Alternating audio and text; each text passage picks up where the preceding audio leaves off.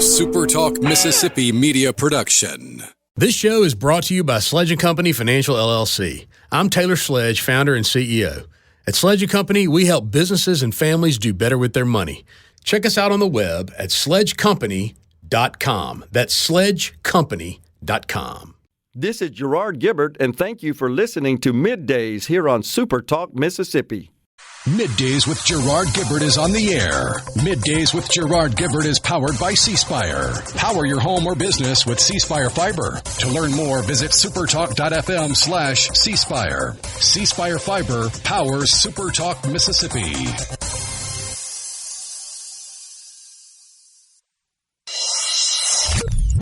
Get ready to go beyond the headlines and join a meaningful conversation with people from around the state. You're listening to MidDays with Gerard Gibert here on SuperTalk Mississippi.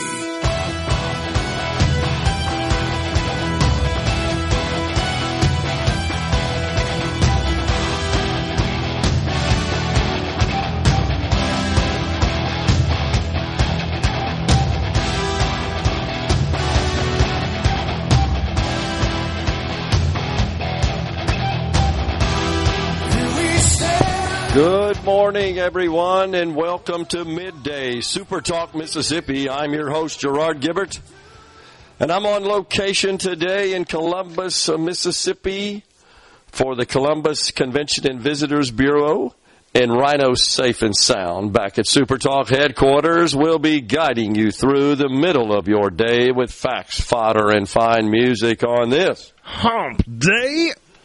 And a gorgeous one it is out there, Rhino. What a delightful drive it was across the landscape of East Central Mississippi. Always enjoy getting out and about, an uneventful travel, which is always good. But it's a day after Election Day, and just a fire hose again of information associated with that. Our folks in the SuperTalk Mississippi News Department did a fabulous job in cobbling together a great story and in live updates on the election results last night. And, of course, now that the polls are closed, the results are in and are final. That article, too, in its final form. And let's start, Rhino, with reviewing what happened in the great state of Mississippi. We had a number of seats contested yesterday. Many were reshuffled, really, due, as our news guys say, due to a federal order saying that the state was diluting black voting power. So we had primaries for those particular seats that were held in August, and then a general election yesterday. And then we also had some special elections, those the result of seats being vacated. So the big news is that the Democrats have successfully flipped the Senate supermajority previously held by Republicans in the state of Mississippi, because they flipped 3 legislative seats. 13 years the Republicans have held a supermajority in the upper chamber in the Mississippi State Capitol.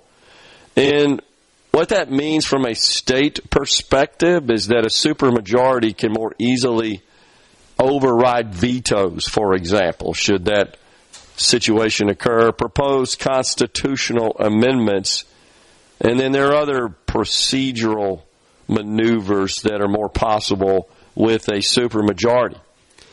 So the Mississippi Democratic Party called this victory for the Democrats in successfully flipping the Mississippi State Senate, quote, a historic rebuke of extremism.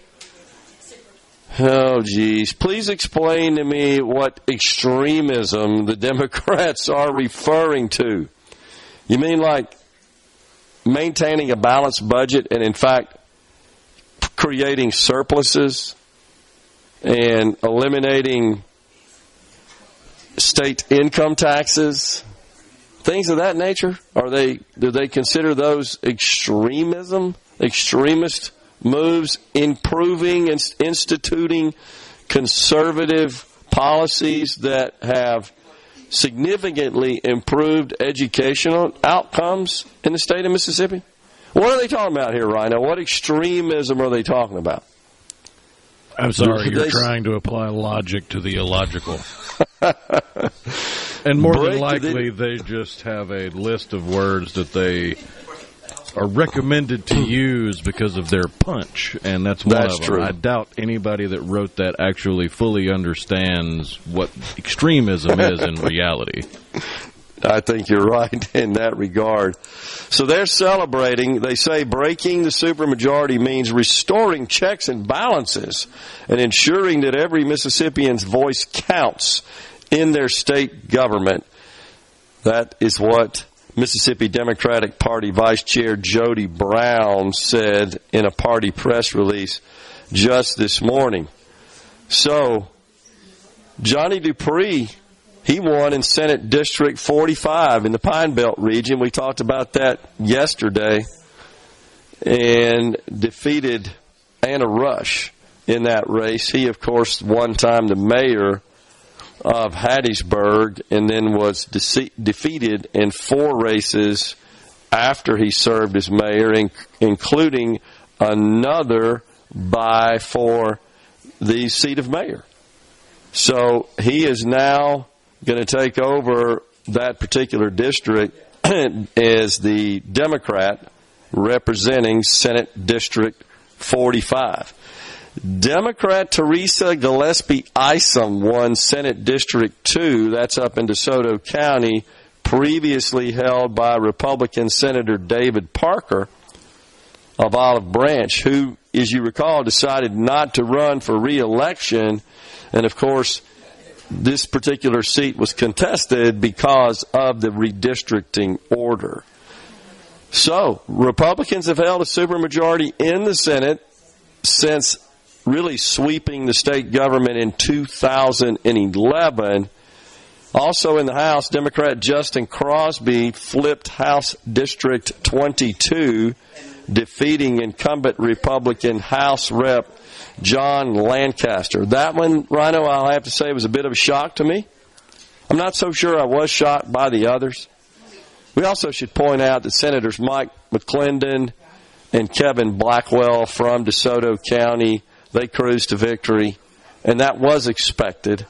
The BVAP, that's an acronym for Black Voting Age Population, was not as high as a percentage of their total voters as in these other seats. And it's ridiculous to me that even enters the equation, race, when we're drawing these districts, which, of course, as you guys know, is a big-time bone of contention that's being challenged in the form of a lawsuit at the United States Supreme Court. We await the results of that. The court is hearing that case, those cases that made their way at Louisiana kind of front and center in that respect. I personally believe that the court is going to strike down present law in the Voting Rights Act that says, hey, look, you guys got to draw these district boundaries in such a way that a certain number of minority candidates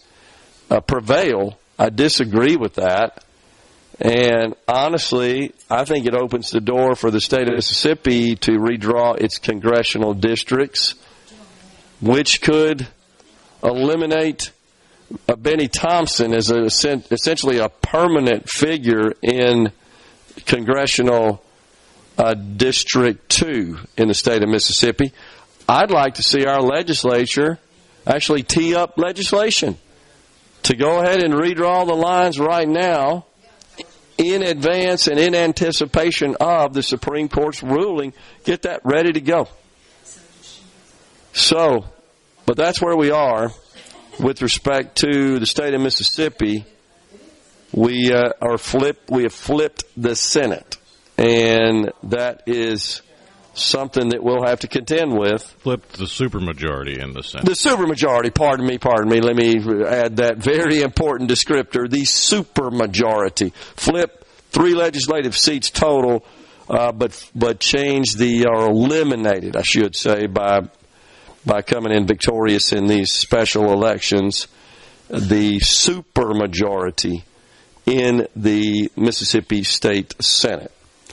So the number of Republican senators in the upper chamber falls from its present level of 36 to 34. That's one fewer than is necessary to comprise a supermajority. And that is where we are. Wow. Somewhat of a surprise, like I said, but a couple of them were, at least in my view. And then, of course, on the national scene, we got really sweeping victories for Democrats. Now, a lot of people will say that was not surprising and expected because it's New York City, which is deep blue. It's New Jersey, which is blue. It's Virginia, which is blue. I think for me, however, it's the margin of victory that is concerning. It's the margin of victory that is worrisome, and how much that will play into the midterms, how much that's an indicator of the midterms. I think any assessment there is totally speculative. I don't think that we could point to that as being an absolute dead harbinger set in stone of what's going to happen in the next cycle. We're coming right back with Nora Miller, the president of the W. Stay with us. This segment of Middays with Gerard Gibert is brought to you by Covington County Hospital in Collins, where your health matters. Properly set all controls before recording. All systems go. The talk that keeps Mississippi talking. Middays with Gerard Gibert on SuperTalk Mississippi. I want to be famous, a star of the screen, but you can do something in between. Maybe you can drive my car. Welcome back, everyone. It's Middays. We have relocated the Element Wealth Studio to Columbus, Mississippi today, and we're pleased to welcome now the president of the W, Nora Miller. It's good to see you again, Nora. Thanks for coming on. It's good to see you, and welcome to Columbus. Absolutely. Beautiful day up here and a beautiful setting we're in here in downtown Columbus. So give us an update. What's going on at the W? We are celebrating all kinds of good news. We had our results from the U.S. News and World Report, Washington Monthly. All of those numbers were good. We were again recognized as a best buy, a best bang for the buck. But we're really excited about the enrollment numbers that were released on Monday. We knew we had done well, but we were really pleased to see that percentage-wise we far exceeded the average for IHL. And that was a result of a lot of work from a lot of people. We had increases in new students, increases in continuing students, graduate students, just about every category. And it took a lot of work. That was the culmination of investment in software, investment in digital marketing, investment in recruiting efforts, and it really paid off. And really proud of the increased retention. So everything seems to be on a good trajectory, and we're proud of those numbers. I certainly saw the reports that reflected enrollment up across the state in the universities, which is really good news because that's kind of counter to the national trends to a great extent. What do you attribute that to? I think part of it is perhaps more students staying in-state. We have 88% of our students are Mississippians. Okay. I think our tuition and statewide is lower than a lot of other areas.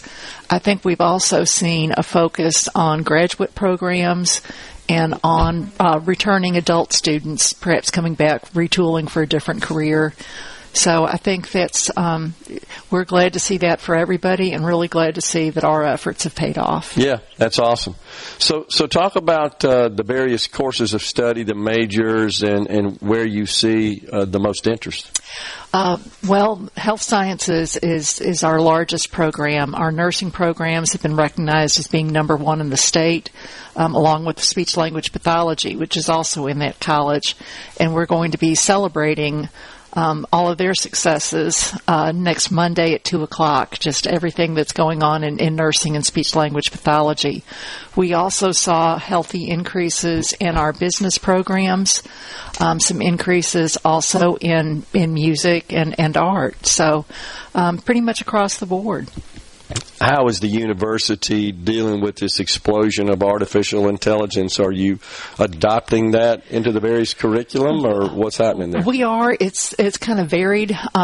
We've got some faculty who are really invested in it and others who are not. And so we're just trying to get our arms around it. But we do see where it can be a great advantage for also for processes and just for operations on campus. Yeah, just to achieve efficiencies. That's right. So there's that side of it, and then there's the educational aspect of it as well, I guess, huh? Yeah, and we're looking at different ways that it can be implemented. For instance, one thing that we're looking at is for early childhood education, the use of AI in developing curriculum. So we're seeing a lot of opportunities with it. Yeah.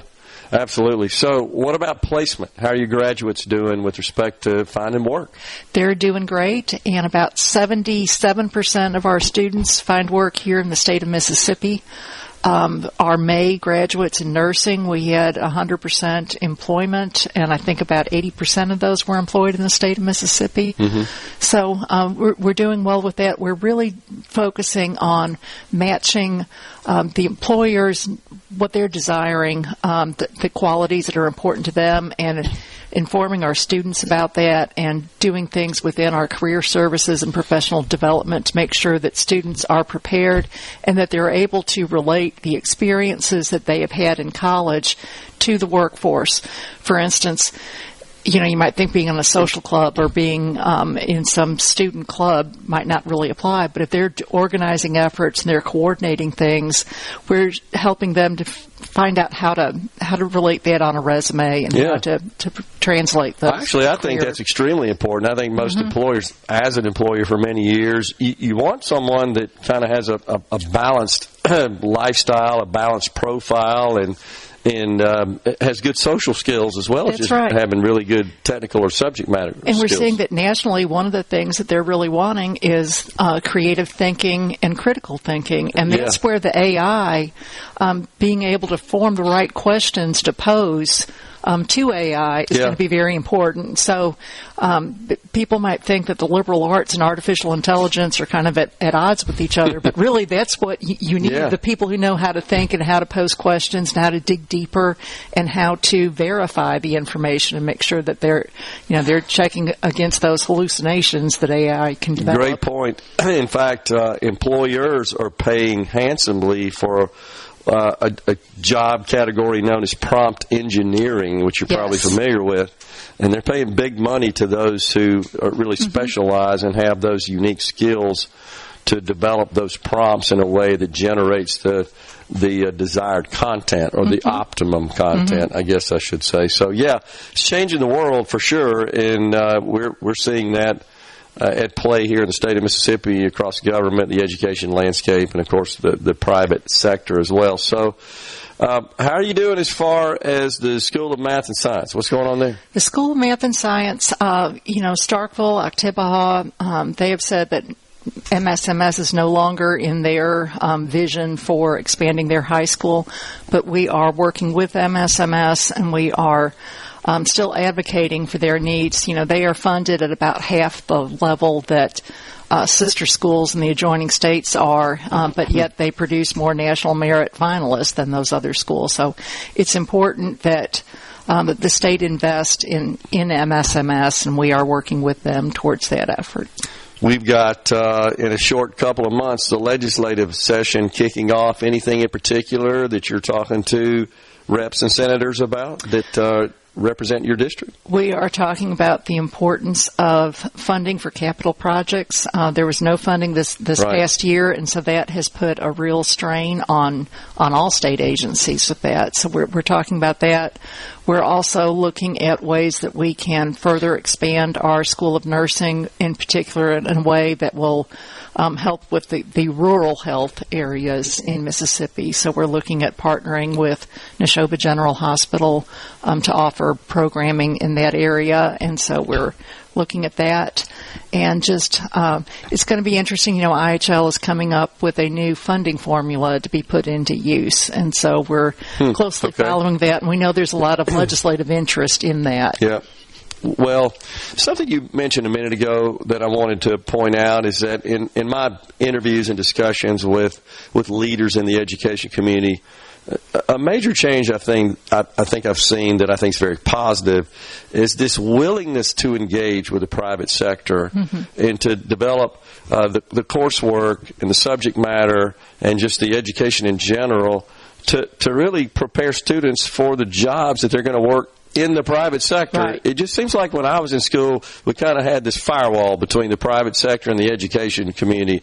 That's changed a lot, hasn't it? It has changed. And, one example of how we do that, we've started an apprenticeship program with Baptist Memorial Hospital here at Golden Triangle. Yeah. So we're really working with hospitals and with other areas to know what the interests are and getting employers to campus, getting them to meet with our faculty and to meet with our students to have those conversations about where they see the needs in the future and how our students can adapt and be ready for it. And best I can tell, Nora, the faculty are embracing this opportunity to have these conversations. They want to ensure that their courses are tailored to that. That's right, and they want our students and our graduates to be successful and to get those jobs. So yes, the more we can make sure that our students are ready for the workforce and that they're, things change so much that it's that continual education and making sure our students appreciate that and they know how to learn because things are changing so fast. No doubt. I've always thought the biggest takeaway from college education is learning how to learn. It's like, here's your license to learn now. Go out and learn more. So in the old days, kind of you felt like, well, I got my degree. I know it all at this point. No, it's not like that. And that's even more so today. Oh, yes. So, yes. Yeah, so getting the mind to work and being resourceful and just applying that in your work endeavor is probably the most valuable takeaway. It is. Yeah. Yes. Well, I enjoyed the discussion as always. Nora Miller, the president of the Mississippi University for Women, also known as the W. Thanks, Nora, for coming on. Thank you very much. I appreciate it. Thanks. Yeah. Folks, we're stepping aside for a break. We're coming right back. We'll be here for the next 2.5 hours. I forgot where it was, in Columbus, Mississippi, the Columbus Convention and Visitors Bureau. Stay with us.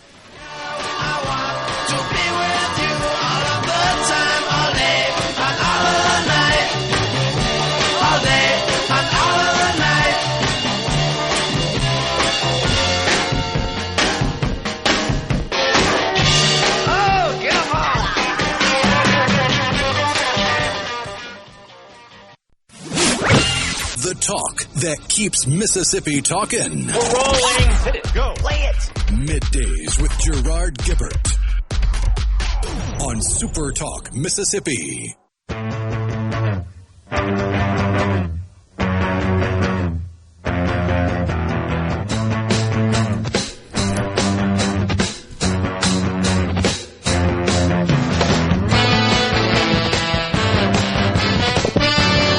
Yes, a little Chicago, 25 or 6-4, bumping into this segment. It's Middays from Columbus, Mississippi at the Convention and Visitors Bureau. We appreciate Nora Miller, president of the W, kicking off Middays in the second segment today. We've got Trip Hairston, Lowndes County Supervisor, joining us in the next segment. But first, so Rhino, let's review these other races. Democrat Teresa Isom defeated Republican Charlie Hoots, another race contested in DeSoto County. And that was earning the seat previously held by Republican Senator David Parker, as we indicated, did not seek re-election. And then Reginald Jackson, the Democrat, wins District 11, also includes DeSoto, Quitman, Coahoma, Tate, and Tunica counties. but a good bit of that in DeSoto County. He defeated Kendall Pruitt 67.28 to 32%. So, of the 4 races that touched DeSoto County, we had 2 that went to Republicans, 2 that went to Democrats. But we should point out that, let's see, if I'm not mistaken, all of those do have multiple counties included in them. I think that's right. So, DeSoto and Tate in District 1, where Michael McClendon prevailed, the incumbent Republican. And then District 2, DeSoto and Tate. That's where Teresa Isom kind of surprisingly flipped a seat, in my view, secured 62.8, as we indicated, versus Charlie Hoots' 37.2. And then 11, where Reginald Jackson won as a Democrat over Kendall Pruitt, the Republican. That district, number 11, incorporates Coahoma, DeSoto, Quitman, Tate, and Tunica counties.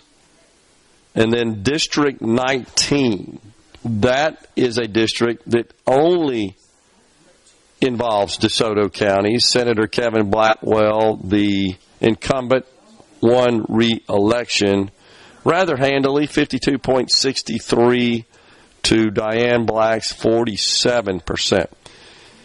In my county of Madison, where I am represented by Senate District 26, a runoff will be required between Kamisha Mumford. Now, this is the seat vacated by Mayor John Horn, the former senator, mayor of Jackson. And, of course, this was a nonpartisan election. No primaries held because it was a special election. It wasn't one of those of the aforementioned that were contested as a result of redistricting. So this one was a special election due to being vacated. Kamisha Mumford and Letitia Johnson, they are headed to a runoff. Mumford secured 38.7% of the vote, Johnson 27.8%. The other candidates split the remaining votes. And so they'll have a runoff, I believe. Is that December 2nd, Rhino? I think is the runoff date for these elections. And no runoff would have been required had a candidate received 50% plus 1 votes. But that did not occur, so we are headed to a runoff in that particular election. And then down the Pine Belt, of course, we got Johnson, the winner in District 44. It would be Chris Johnson, earning 69.5% of the vote. Taylor, the challenger, 30.5%. So, Johnny Dupree, as we said, this was a shocker to me, been elected to the Mississippi Senate, earning 69.2% of the ballots cast in District 45, which incorporates Forest and Lamar counties. Wow. So that's where we are. On the C Spire text line, this is a good question. Does that mean any tax or spending bills will have to get Democrat votes to pass in the Senate? The answer to that is no. The requirement there is 3/5, which is 60%. So supermajority would be 66%, and what we have now is 65%. So just out of the money for a supermajority. And again, the main value of a supermajority is to override vetoes or propose constitutional amendments and some other procedural matters. So it's not that it comes into play a whole lot. I mean, just in the normal course of making law, it really doesn't. But the 3/5 is important for tax bills, for revenue bills, and that margin remains intact. So no really change there. Ben from Madison says, a lot can change in a year, but one has to think Democrats might have a really big day a year from now. By the way, I believe this is exactly the one-year anniversary from last year's presidential election. One thing that hasn't been talked about a lot, says Ben, was how Dems, for the most part, stayed away from the identity politics. If they can keep their message on cost of living and the economy, Republicans will have their work cut out for them. 100% agree with you, Ben. 100% agree.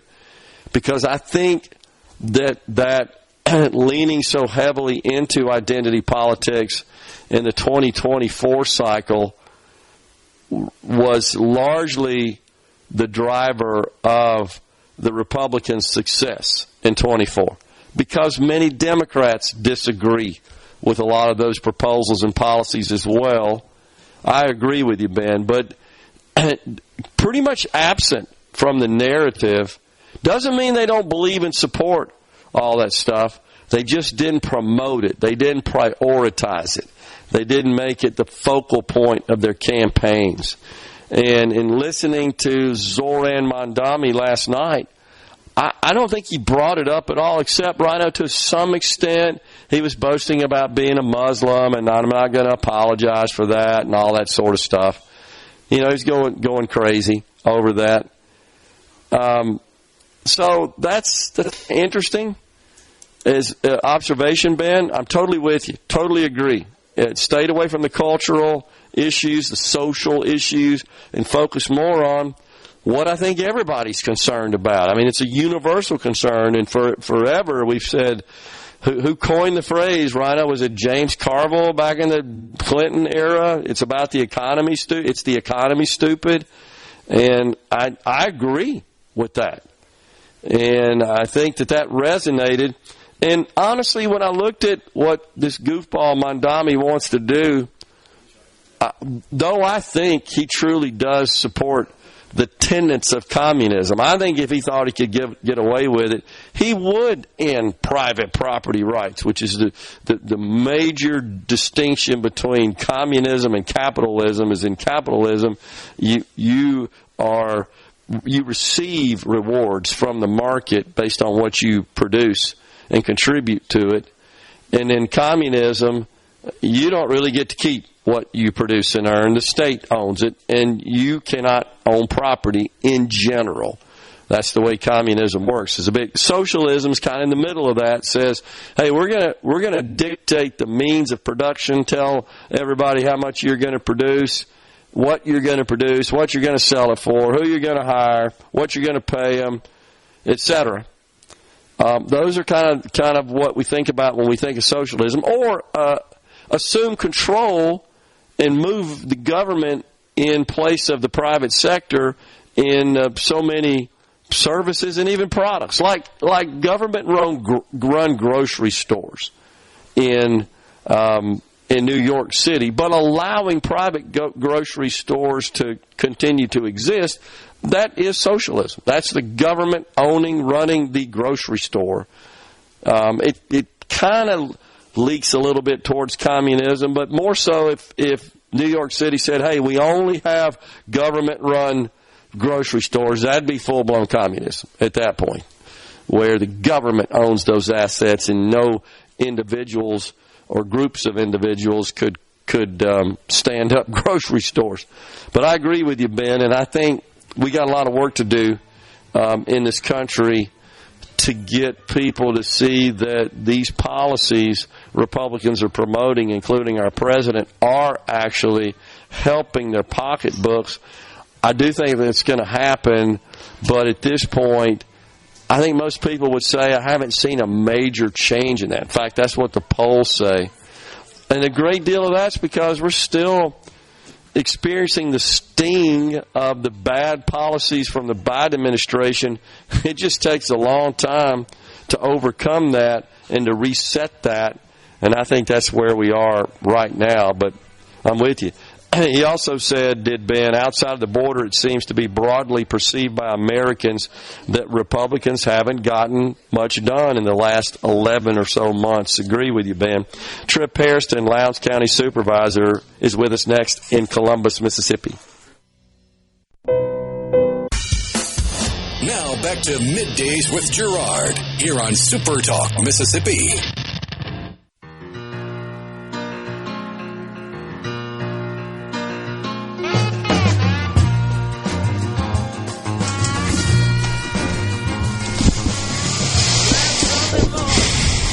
Welcome back, everyone. It's Middays from Columbus, Mississippi at the Columbus Convention and Visitors Bureau.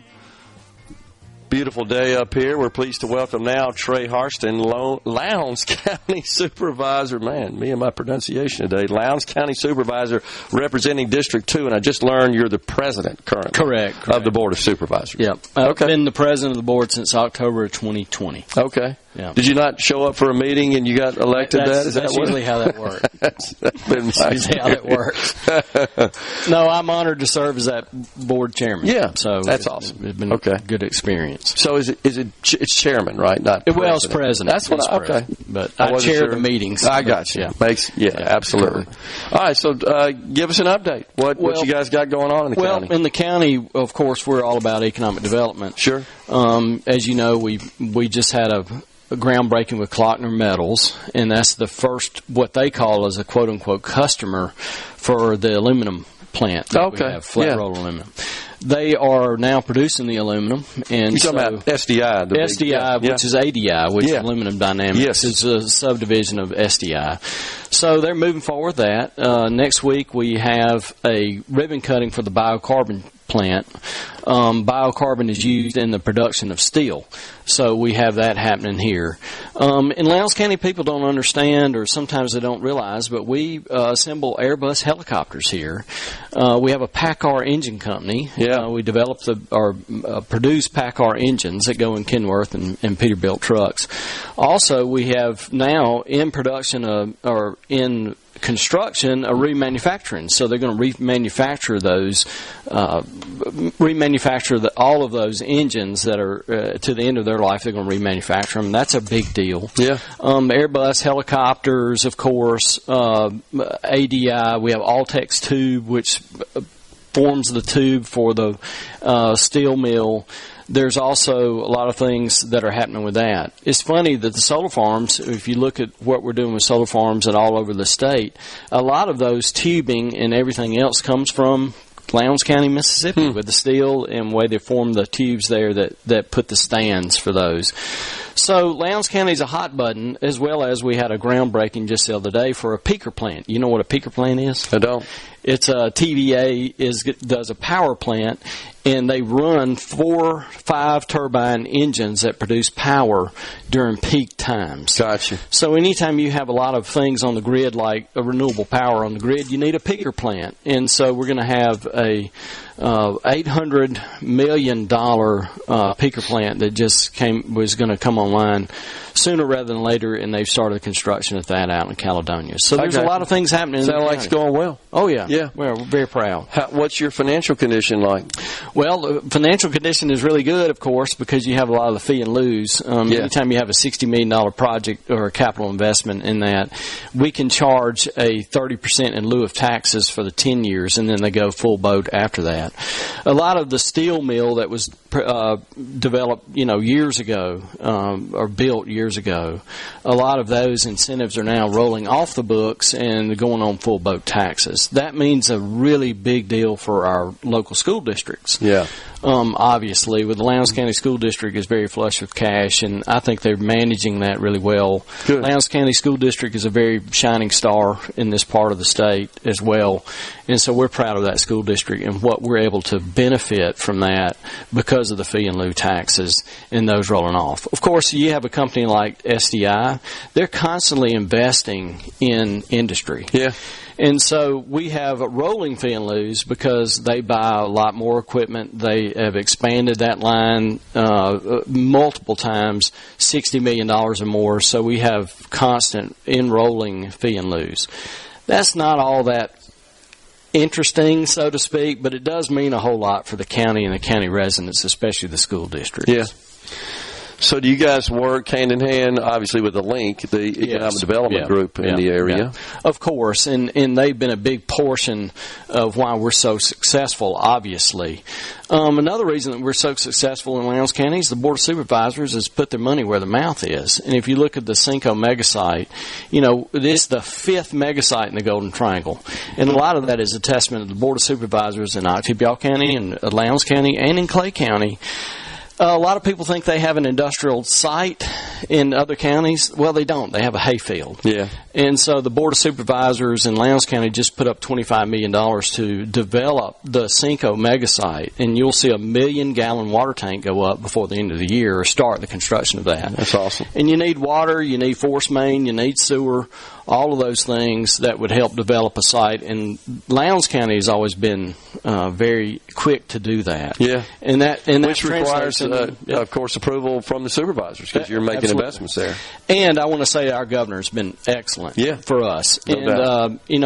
Of the site development grants, $5.8 million through MDA, we're just very thankful for the governor and his commitment to industrial development in the state and especially in this area. Well, congratulations on all the success here, certainly in the Golden Triangle area. And I know that your group, the Board of Supervisors, plays a critical role in that. Yep. So we're glad to do so. Appreciate it. Yeah. Thank you. Trip Harston, Lowndes, a county supervisor representing District 2, serves as the president of the Board of Supervisors of Lowndes County. Has been our guest. Appreciate it, Trip. Thank you. We're stepping aside for a break. We're coming right back. We got Representative Dana McClain in the next segment. News is coming your way next. Of Middays with Gerard Gibert is brought to you by the Mississippi Business Journal. Visit msbusinessjournal.com. Scott Coopwood, publisher and president. And now, the talk that keeps Mississippi talking. That's what I like to listen to. You're listening to Middays with Gerard Gibert here on SuperTalk Mississippi.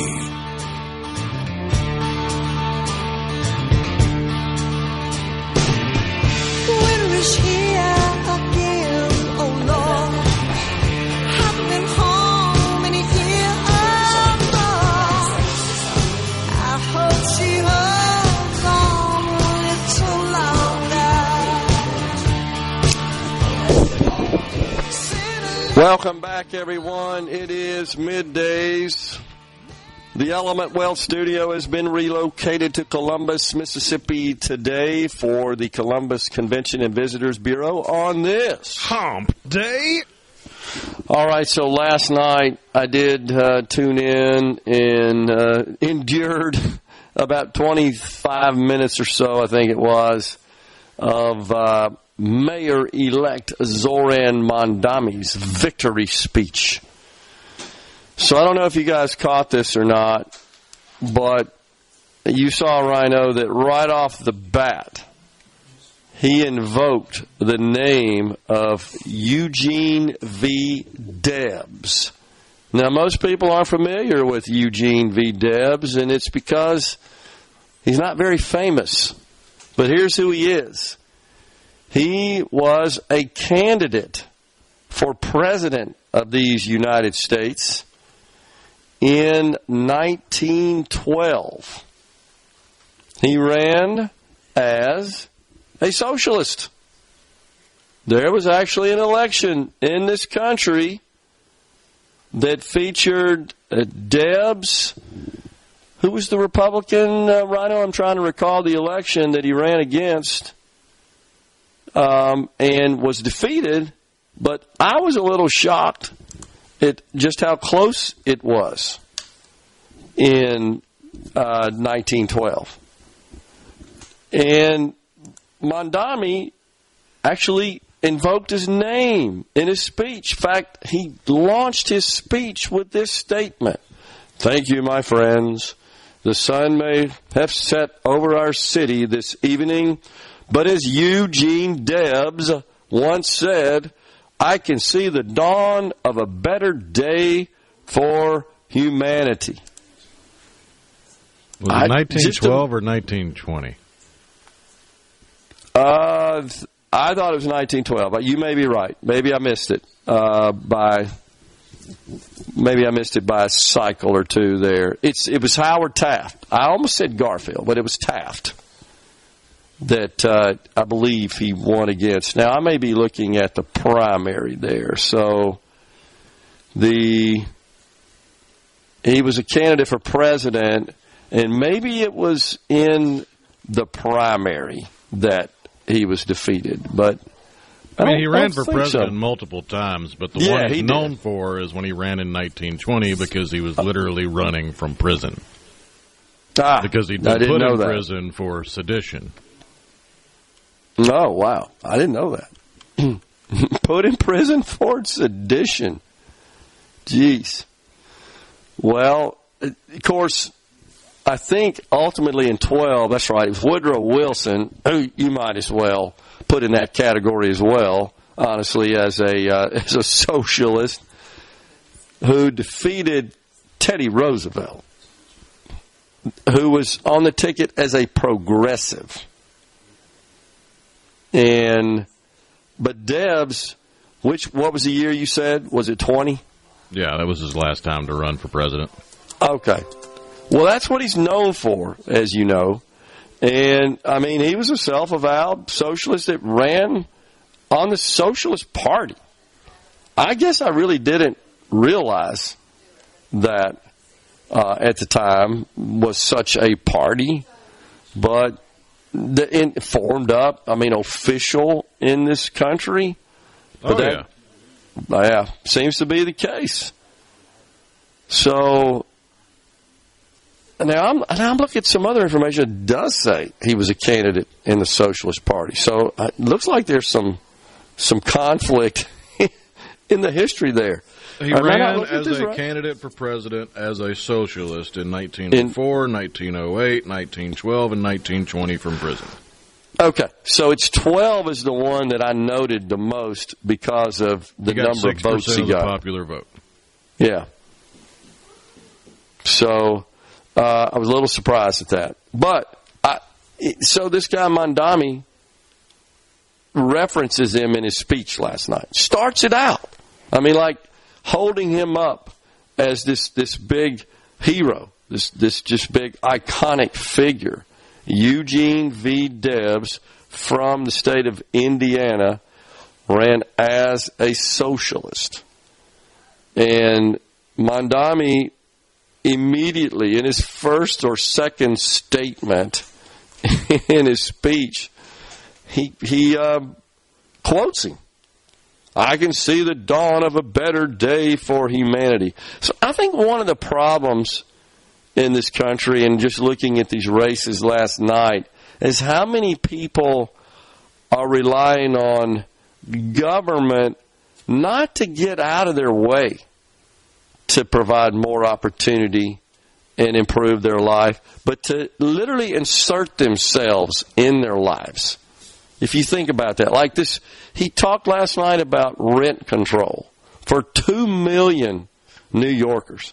And those are price controls.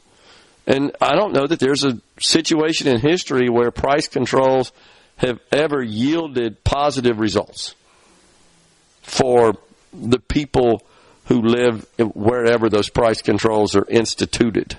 I'm not talking about just in this country. I'm talking about everywhere. So he talked about that. Of course, that's one of his key tenets of his campaign. And other things that he's promised to do is creating this social worker type program, social assistance to work with the police department. That's how he's going to reform police and law enforcement. It seems crazy to me, but that's what he's talking about. The city-run grocery stores, of course, you know about that. Free and faster buses.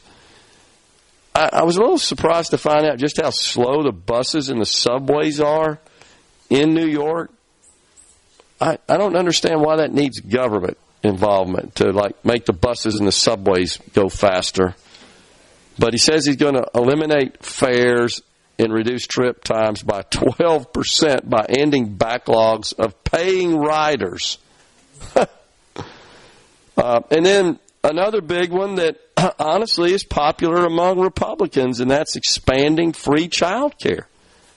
And we just increased the refundable credits for children, for child care expenses. In the One Big Beautiful Bill, that's to some extent equivalent. He wants to make universal pre-K available in the city and totally free. And so, of course, that requires collecting more money from his target, which is the rich, and he thinks he can just go shake them down for more money and pay for all this. And he wants to also increase the minimum wage in New York City by 2030, which isn't that far off, to $30 an hour. Now think about that, $30 an hour as the minimum wage. The median, that's more than the median household income in the state of Mississippi. That comes in at just over $60,000, and the median household income in the state is $55,000. So right now, the minimum wage in New York is $16.50. This has never worked. Of course, he wants to tax the 1%. You know about that. And there are people in New York that are coming forward that are stupid rich, obscenely rich, that are embracing this idea. And there's one guy that did a video that said, I'm a millionaire. No one needs more than $30 million. That's just not even the point. The point is when government steps in and says, hey, that's it, we're going to limit you, nothing good happens when government enters the equation and limits. Because I believe when you start limiting one, you're limiting all. It never, ever stops. And just limits in general are just counter to the idea of free enterprise. Government-imposed limits. And that's absolutely what he wants to do. So this is the plan, and this is what New Yorkers voted for. A lot of the stuff he can't do unilaterally. He can tax at the local level.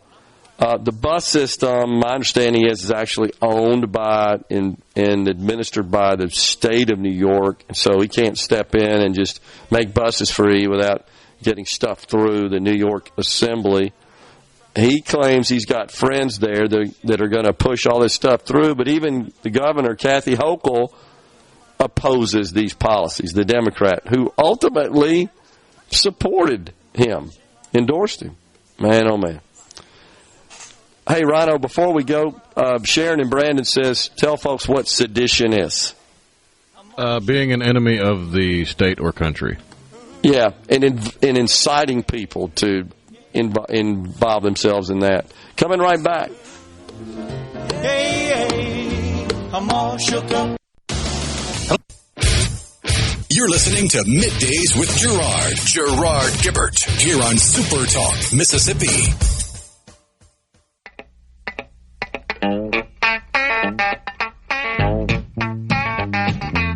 Yeah, here comes Amos. Amos Moses was a Cajun. He lived by himself in the swamp. Welcome back, everyone. It's Middays from Columbus, Mississippi, the Columbus Convention and Visitors Bureau. That is where we have relocated the Element Wealth Studios today. It's our pleasure to welcome now Dana Underwood McLean. She represents Mississippi House District 39. That incorporates Lowndes and Monroe counties. Representative McLean, thanks for coming on. Thanks for having me. All right, so we had elections, as you know, across the state yesterday. Yes. Anything stuck out there for you? A lot of stuff went on. Of course, you actually officially had an election, but were unopposed, right? I was opposed for about a week. Okay. So you're good to go. So thankfully, I have 2 more years. Yeah. So then you got to do it again. Then I'll have to run again. Yeah. Right. Yeah. Somebody on our text line, by the way, asked that. Do they have to run again during the normal election cycle? Yeah, Tim and McGee.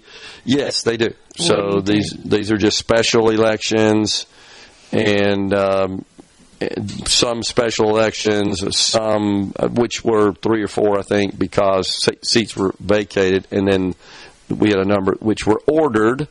due to redistricting. Essentially, the redistricting was ordered, and that caused the need for elections. But that just gives you cover until the next election cycle in 2027. So the answer to your question is yes, Tim. Everybody will have to run again to put everybody on the same cycle. These are just interim elections. So, again, anything in particular caught your eye? DeSoto County, which that's one of the areas that we had to redraw the boundaries, and that affected a number of districts. Right. The incumbents came out okay. Senators McClendon and Blackwell. But we had some other races that Democrats won in DeSoto County. One of those was the seat vacated by Senator David Parker. David Parker, right. Yeah. So he did not run for the seat once the court said you guys got to redraw the districts. I'm not sure how he would have done if he would have won relative to the person who did run as a Republican who was defeated. But bottom line is we got new numbers in the Senate by a little bit, but enough to end the Republican supermajority, which could potentially have consequences for certain circumstances in the lawmaking process. Right. You got any thoughts about that? What do you think? Well, I was mainly concerned about my race. Well, sure. And I have a new district now, basically, because of the redraw. Been redrawn, so I have a good bit more of Monroe County, which I'm happy to have. Now I have all of Amory. I was just there this morning. Oh, okay. And so I have some new communities there. And, in the House, we also had a flip just adjacent to my district. I have District 39. So District 22 was the House district that had actually caused the redraw in our area. We had 5 districts that had to be redrawn because of District 22, and that was John Lancaster's district. Yeah. So he was defeated. He was Republican, defeated by a Democrat. So understand it was a close race. They had a huge voter turnout. I think over 5,000, maybe 5,500, and that's a lot for Northeast Mississippi, this area, especially for a special election. Yeah. So, anyway, so we will have a change in the House as well. Yeah, little change there. That's absolutely right. Doesn't change the balance of power with respect to the supermajority, which gives you some little more options, I guess you could call it, if the need arises for that. But the Senate certainly could cause some issues. Yeah, certainly absolutely. Could see something going on there.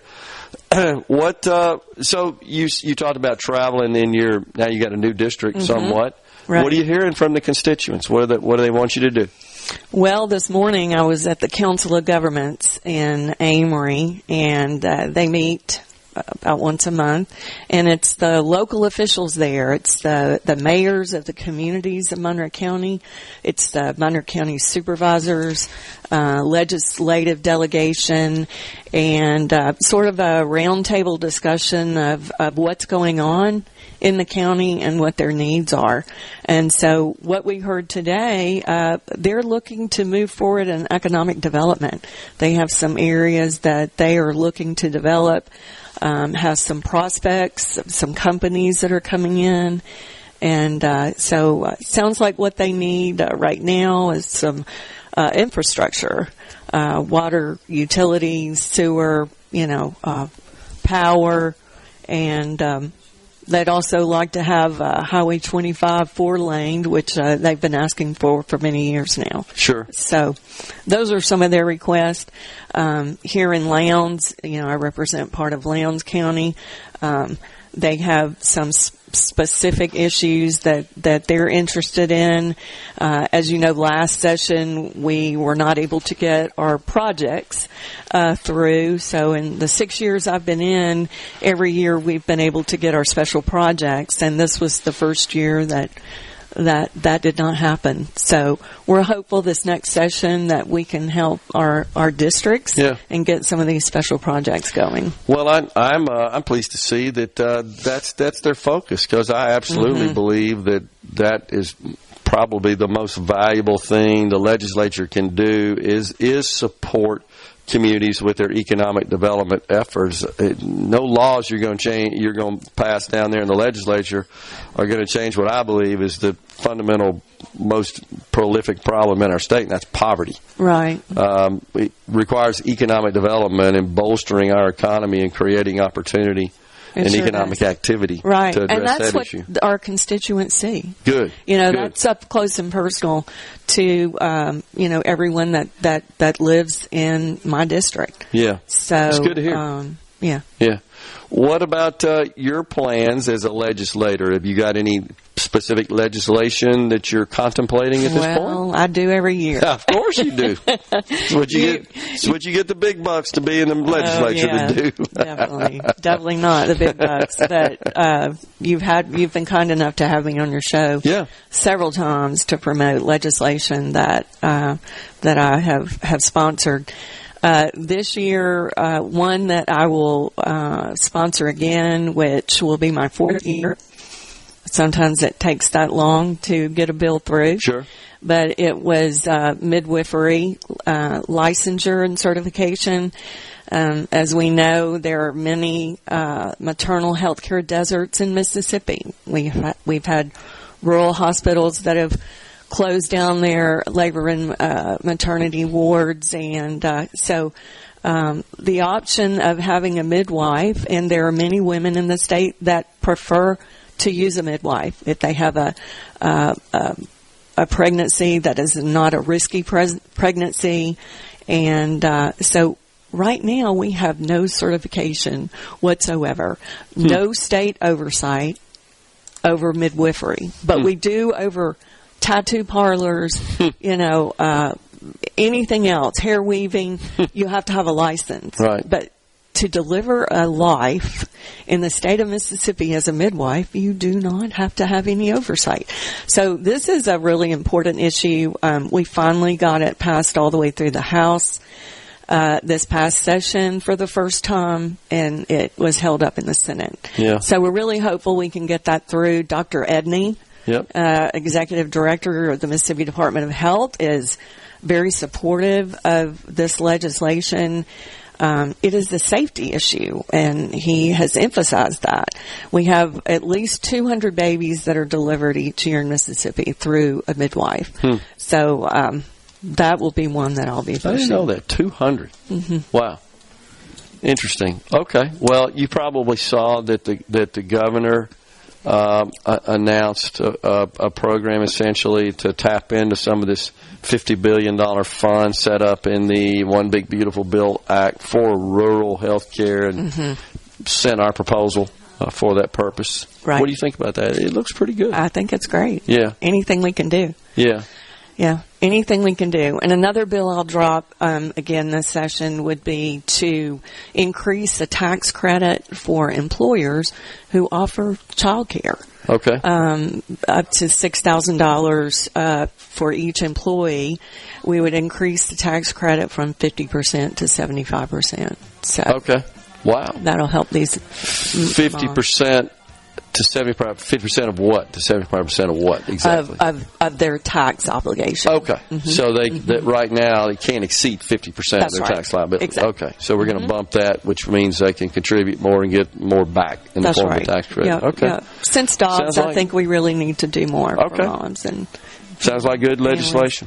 Appreciate you coming on. Representative Dana McClain, yes, represents where we are, Lowndes County, also Monroe County now. So we're stepping aside for a break. We're in Columbus, Mississippi at the Columbus Convention and Visitors Bureau. We've got Barbara Bigelow, Director of Main Street Columbus, with us at 11:50. We're coming right back.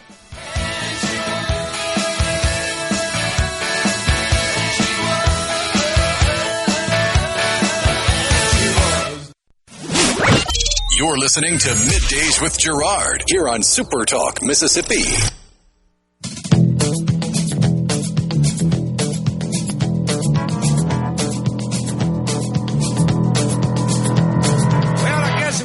in 63 when eating my cooking got the better of me, so I asked this little girl I was going with to be my wife. Well, she said she would, so I said I do, but I'd have said I wouldn't if I'd have just Okay, knew. so we appreciate Representative Dana McClain for joining us today and giving her take on the elections yesterday and what we can expect from her in the upcoming legislative session. So Rhino, I have to admit that I was not familiar with this Eugene Debs fella until, wait, who the heck is that? The first 30 seconds of Mondami's speech, he invokes his name, and the crowd reacted with applause. And I'm not sure if they know who he was, but maybe so, because there are a bunch of people that think like Debs, who, of course, was a socialist. And it's a bit surprising to me that he was somewhat popular, and I say somewhat, wasn't just wildly popular, representing socialist ideals. But on the break, I did look it up. So what I found, Rhino, there's some conflicts in some of the reports, the sources of the reports of the 1912 election, which is where he did garner the most votes, but it was still a small number, relatively speaking. But you're right, he did run in 1900, 04, 08, 12, and 20. 5 times in consecutive cycles, but was defeated soundly every time, which is a good thing. But I just found it interesting that this guy mentions him in the second statement of the speech of the night. The other big races, of course, that all eyes were on in other areas of the country include the race for governor in New Jersey and in Virginia, and some other races as well statewide, certainly in Virginia, that were of key interest.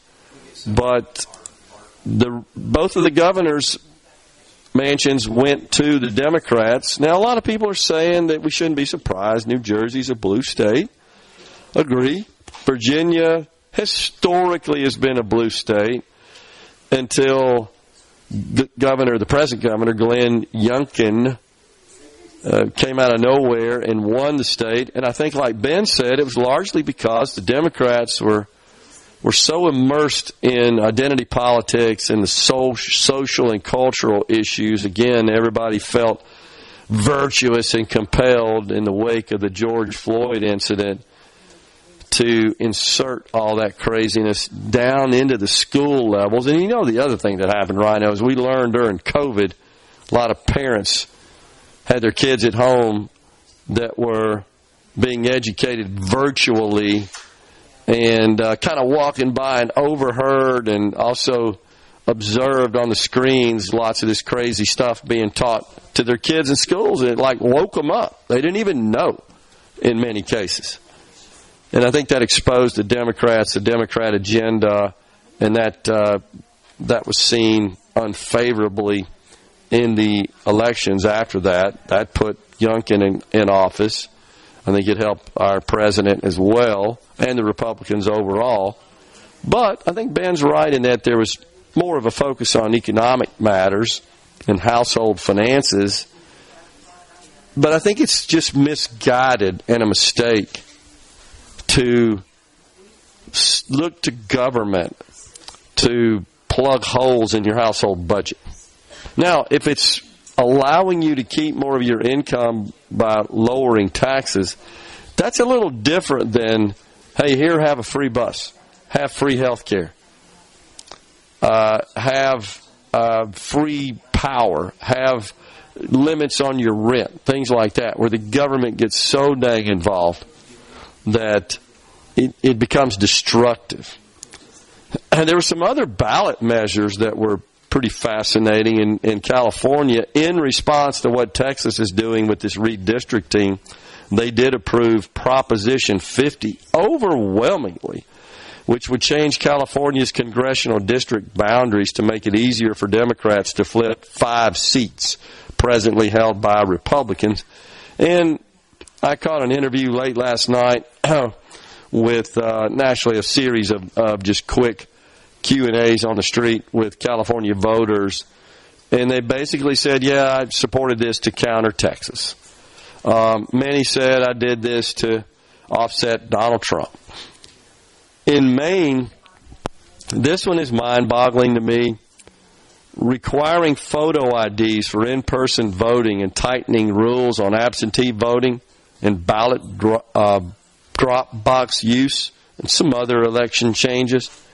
The voters in Maine did not support those policies. I just don't get it. Why are these people? I know the obvious question is so they can cheat.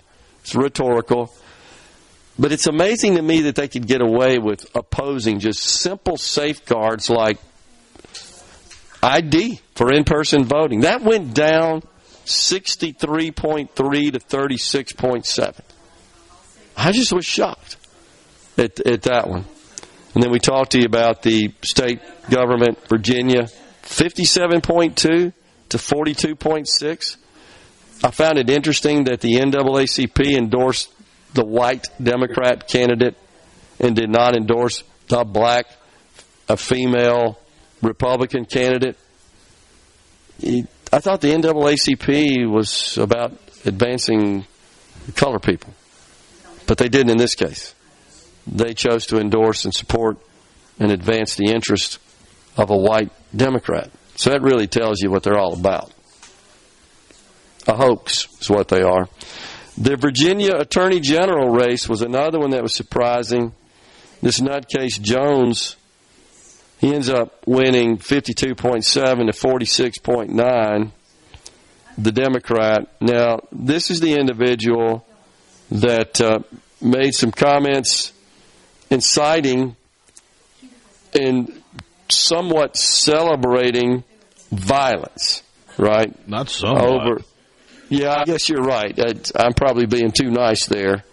Dude literally said that violence is the only way to get the results you want, so go violence.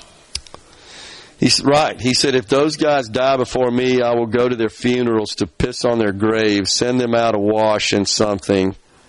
3 people, 2 bullets. Gilbert, Hitler, that was his opponent, and Pol Pot. Gilbert gets 2 bullets to the head.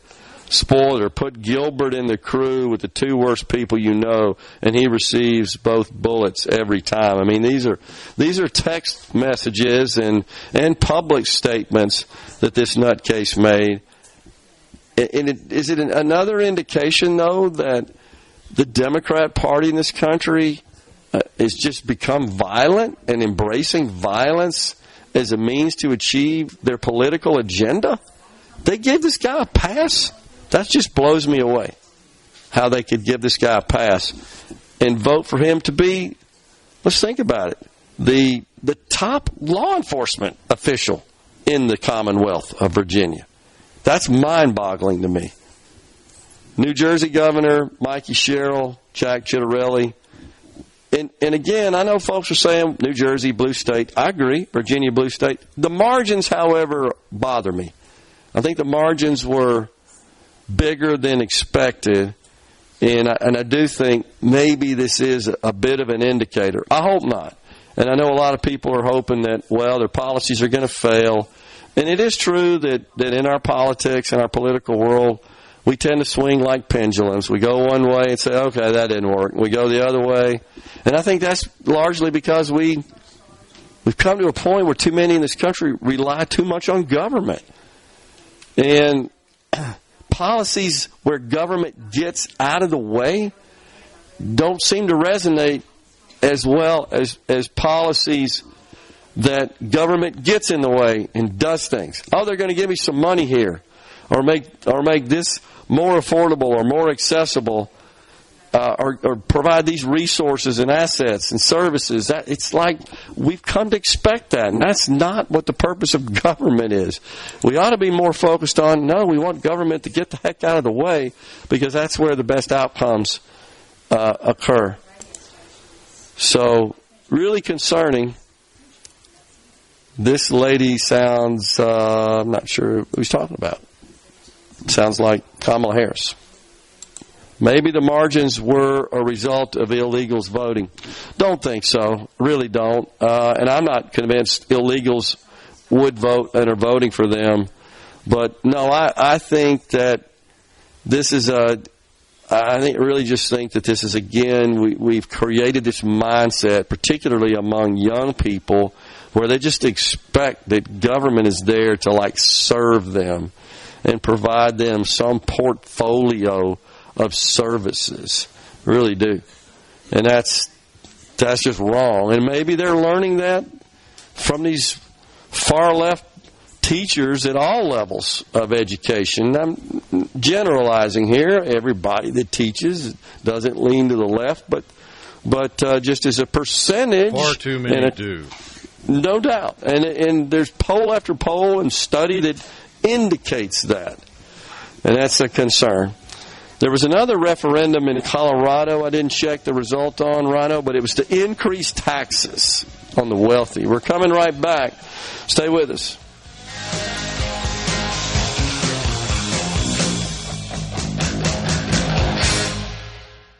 Polyumpa, Mississippi. Middays with Gerard Gibert. Let's do this. On SuperTalk, Mississippi. Let's go.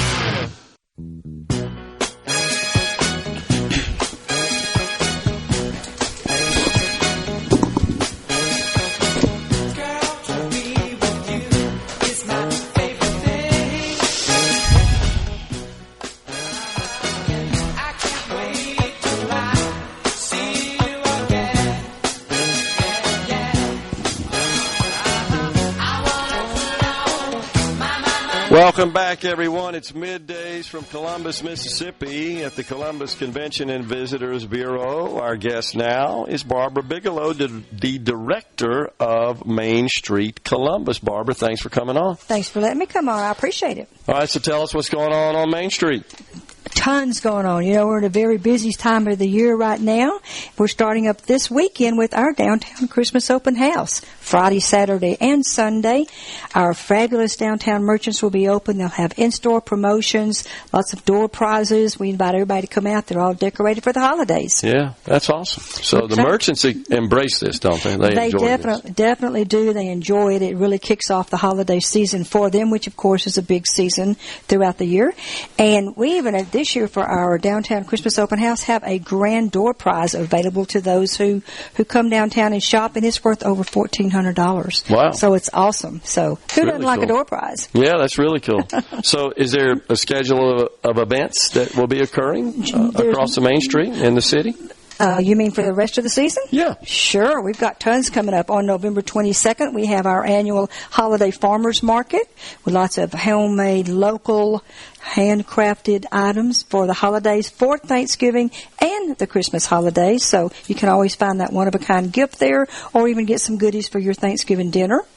And then on Thursday, November 27th, we have a new event this year. It's called From Turkey to Treasures. It's the 27th. That's Thanksgiving evening from 8 to 11 p.m. Some of our shops will be opening it up, giving you a jump on the holiday shopping there as well. Yeah.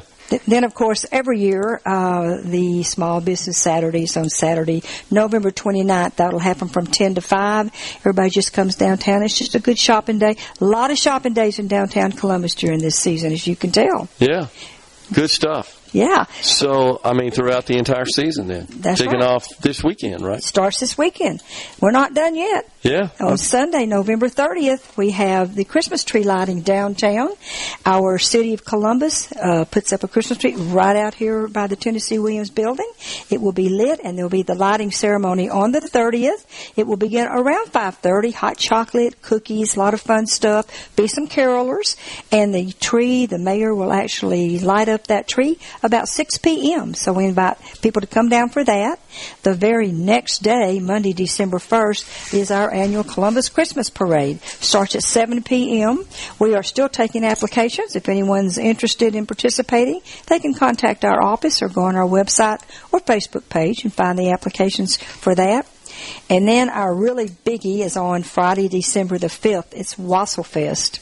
This is our 21st year for Wassail Fest. You should come down and join us. Sounds like fun. It's Wassail a lot Fest. of fun. Yes, it's a competition among our merchants downtown who can make the best wassail. And the public actually votes. They come, they go from store to store, they get them a ballot, and they vote for their wassail. And we spend some time tabulating all of those votes, and we crown a Wassailmeister. So this is our 21st year, as I said, and it's a big thing.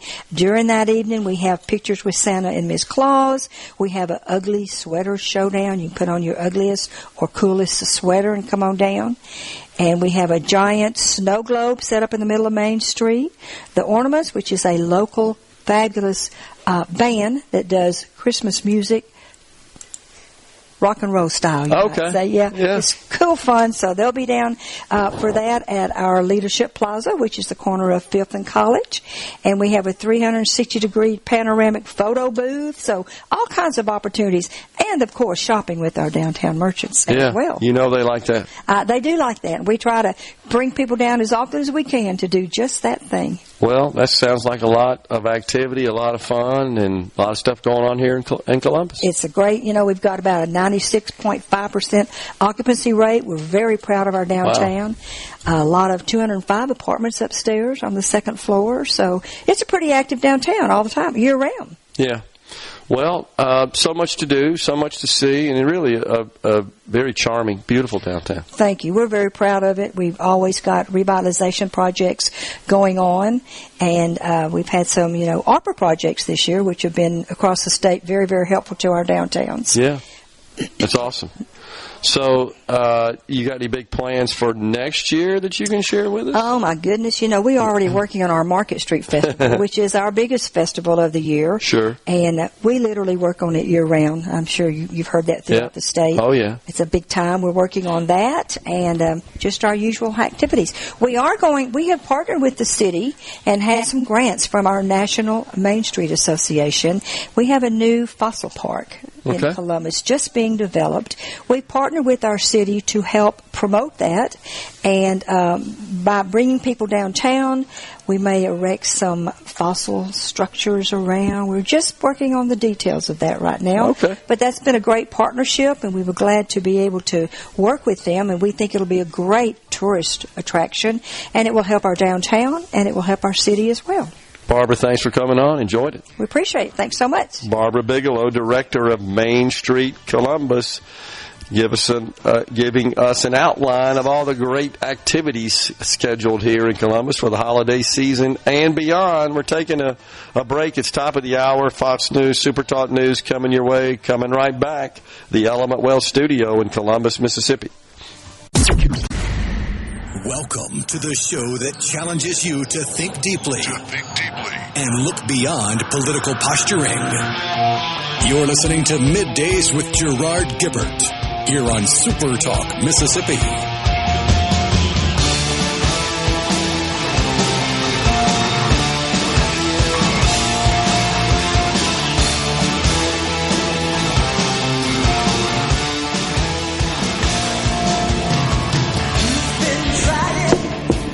Welcome back, everyone. It is Middays. We're in Columbus, Mississippi for the Columbus Convention and Visitors Bureau. Hour 3 of the program on this Hump Day.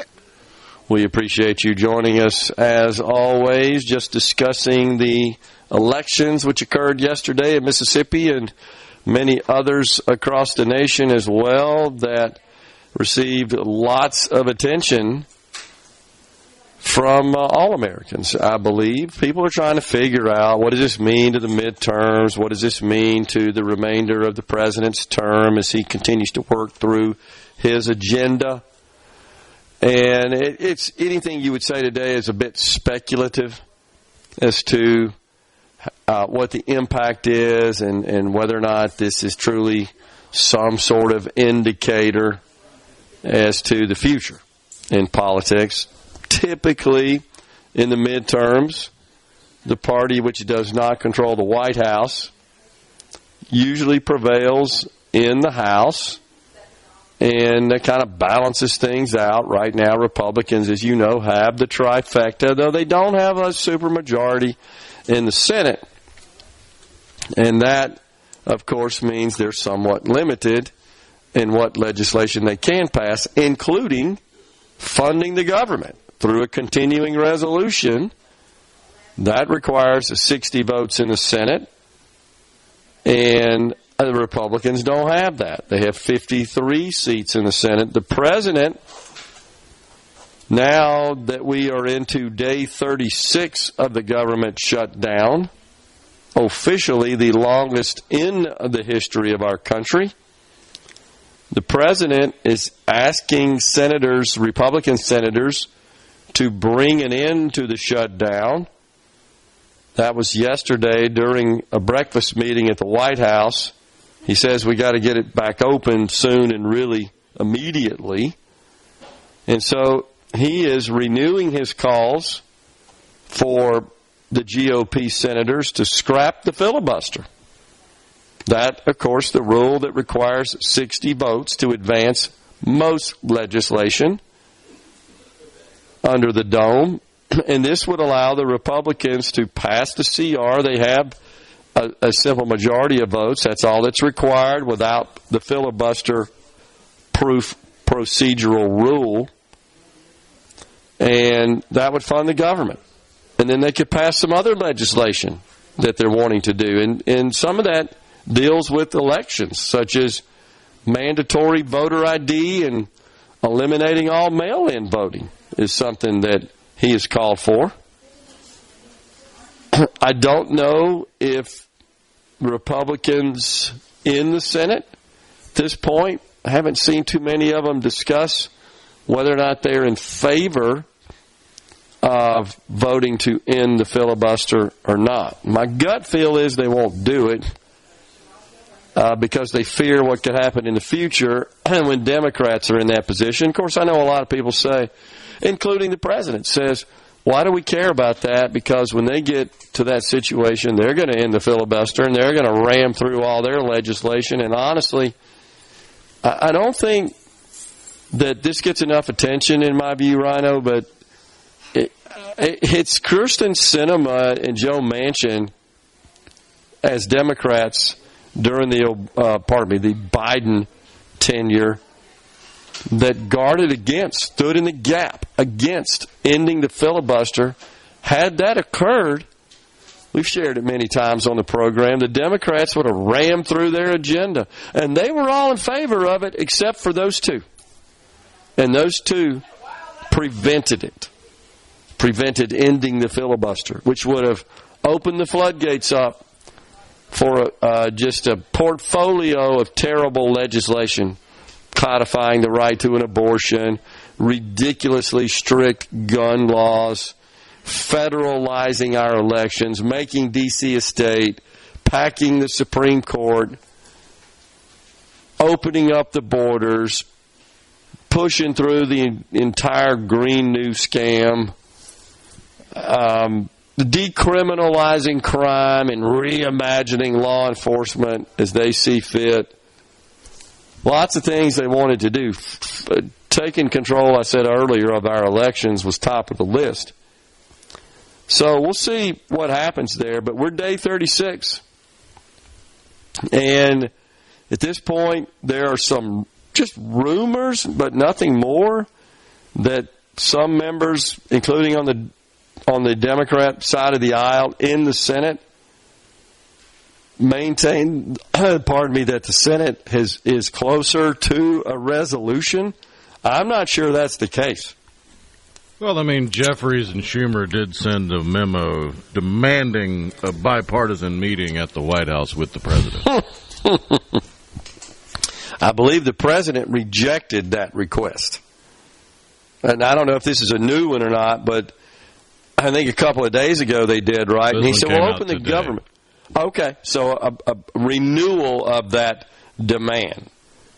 Well, they have no right to make such a demand. Just get your butt back into the Capitol and vote to open up the government. And then I could see where the president, I believe, would accept that request. You want to come talk about some policy differences, and at the heart of that, of course, are the ACA enhanced subsidies.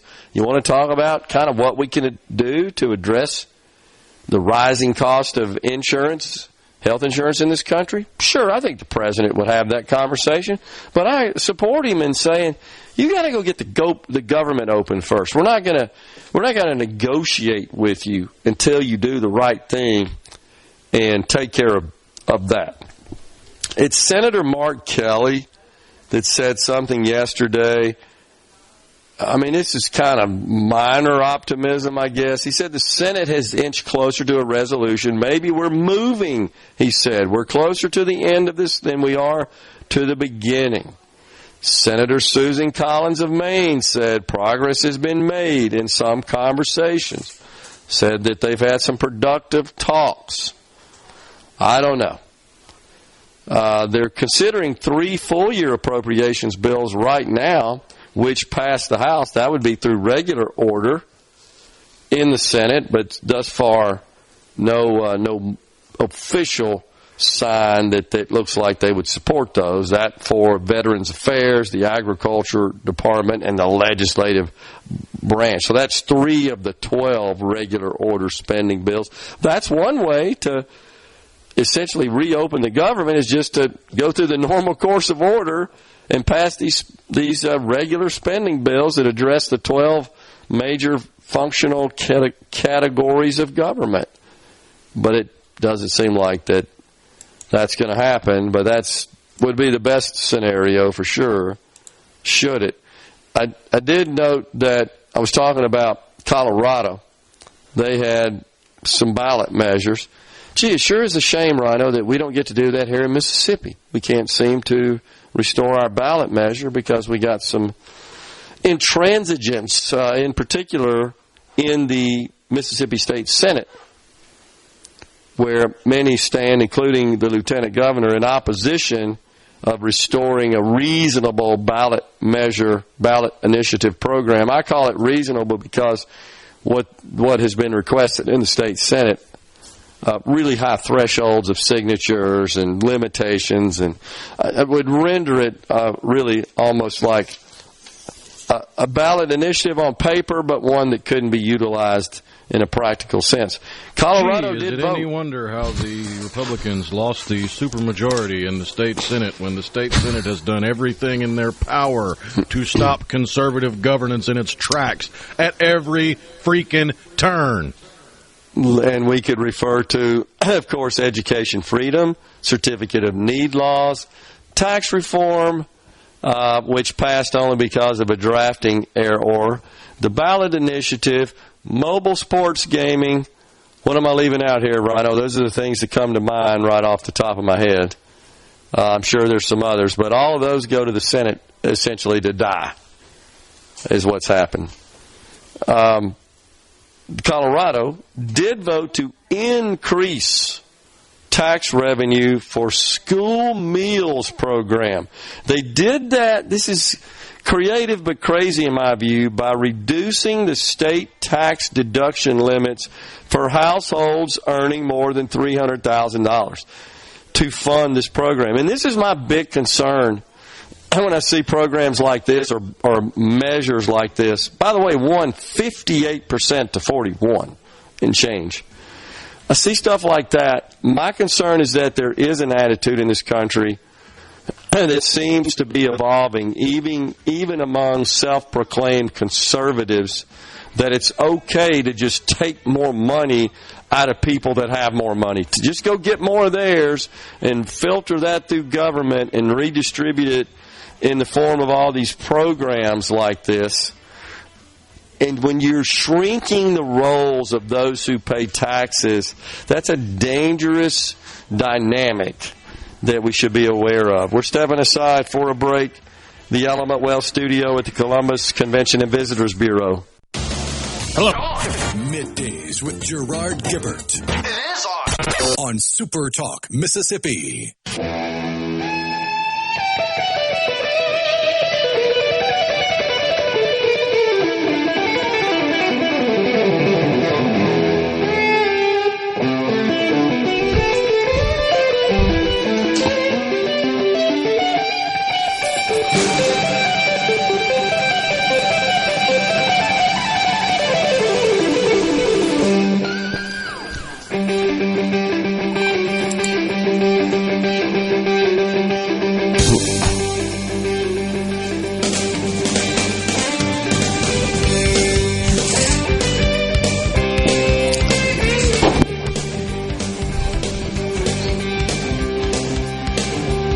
Welcome back, everyone. It is Middays. We're coming at you live from the Element Well studio at the Columbus Convention and Visitors Bureau. We're pleased that you're joining us today. Thomas, you were once again wrong. That is not what's going on. You're obsessed with this H-1B visa program and the hiring by some American companies of legal immigrants for certain jobs. That's not what's got the job market in turmoil, and that is only the case in certain industries, and that's not the driver of it. But I get the feeling this is affecting you personally somehow, that maybe your job is on the chopping block, and I hate that. I don't want to see that happen, but I get the distinct impression that your company, that would be, you work for AT&T, I believe, right, is looking to make a change there. And I don't know that that's the case. I just get that feeling because you're obsessed with it. Somebody did ask a question. Yeah, Corey in Cleveland, would y'all be able to explain how some bills will go through and be voted very close, like 5149, but H.R. 5371, I'm not familiar with that legislation, is needing the 3/5 of the Senate. Would be both houses. If it needs 3/5 of the Senate, it would need 3/5 of the House. Revenue bills. 5371 is the official name for the continuing resolution. Oh, we're talking about, okay, that's a different question. When he said 3/5, Rhino, I thought was talking about in the Mississippi Senate. Because there is no 3/5 rule in, it's 60 of the 40. I'm not sure if it's referred to as the 3/5 rule. I think it's more explicitly 60, but it does work. The math works out to be the same. So for what that's worth, yeah. So, but the answer to the question at the federal level is that everything. Let's think of it this way: all bills require 60 votes to overcome a filibuster. Is what it's really called, to proceed. It's a procedural matter in the U.S. Senate, except those which are deemed eligible for passage with a simple majority under rules adopted decades ago, known as the Byrd rules, really which are also more technically referred to as the reconciliation process. And it's the Senate parliamentarian that has to score legislation and evaluate it and advise the Senate, yeah, this does qualify. Generally speaking, those are tax and spending bills. And they have to fit within certain constraints. I don't have all the rules memorized, but certain constraints they do to qualify for passage with a simple majority. So the One Big Beautiful Bill Act, as an example, which just passed with a simple majority, because I don't believe a single Democrat voted for that. This is the so-called extension of the Trump tax cuts and lots of other reforms to Medicaid and SNAP and different things. All those deal with spending or revenue, taxes. And there's some constraints around these reconciliation rules about how it affects the budget. And they're also scored on a 10-year basis. But here's an example of how it affects the budget. To stay within those rules on the effect of the budget, the exemption for the premium portion of overtime pay from federal taxation, and also the exemption of certain tip income, and the increase in the standard deduction for seniors.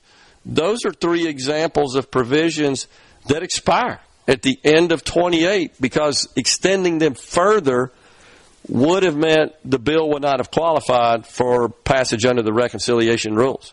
That's exactly why the Trump tax cuts passed in 2017 expired and had to be renewed, because they passed in 2017 with a simple majority of 51 to 49. I don't remember the exact vote, but it was a simple majority at the time. And so that those qualify. Those legislative measures qualify for passage on that basis. I hope that explained it, but the bottom line is everything requires overcoming the filibuster in the Senate except those measures which are exempt from the filibuster process, but they've got to fit very neatly, tightly, and are very restricted by these reconciliation rules which say, yeah, you can pass that with a simple majority. But something like, for example, federalizing elections, the things the Democrats want to do, passing a continuing resolution, that cannot pass with a simple majority, doesn't fit within the reconciliation rules. That's why government shut down. Because if it did, we'd be open today. Or if the Democrats would come on board and add to the number. So, but that's the way that works. It's something that was developed by Senator Byrd. Where was he from? Rhino, Virginia or West Virginia? West Virginia. Yeah, long time ago. And it was just a way for government essentially to function. A long time ago. It was basically the same year I was born. Okay. I was going to say it was in the 80s is what I remember. Mid-80s. So, yeah. But Robert Byrd, as I recall, right? B-Y-R-D, his name. Yep. And he's a perfect example that it's not anything new for especially senators to outlive their welcome or outstay their welcome in the Senate because the dude was a senator for 51 years. He was. And is he not one of the ones that is thought to have ties to the KKK and all that kind of crazy stuff, as I recall? I could be wrong, but I don't know why I'm connecting those two. He first led a local chapter of the KKK in West Virginia in the 40s, around the same time that he was beginning his political career.